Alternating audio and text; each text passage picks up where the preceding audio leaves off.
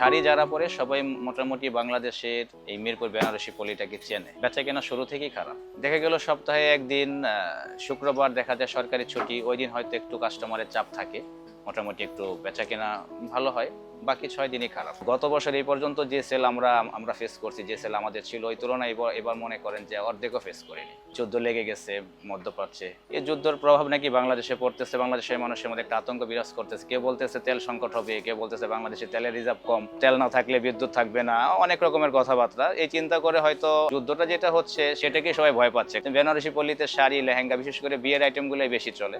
Party sari, গিফটের শাড়ি যেগুলো যারা নিতে আসে, এই জিনিসটা খুব বেশি কারো প্রয়োজন হলেই নিতে আসে, এটা নিত্য প্রয়োজনীয় জিনিস না। মানুষের মধ্যে যখন আতঙ্ক থাকে না, তখনই মানুষ একটু খোলামেলা কেনাকাটা করে। কাপড়ের জগৎটা এরকম যে আপনি শাড়ি হোক বা রেডিমেড কালেকশন হোক, এটা তো এমন না যে এটা লাগবেই, এটা যদি লাগে তাহলেই মানুষ আসে।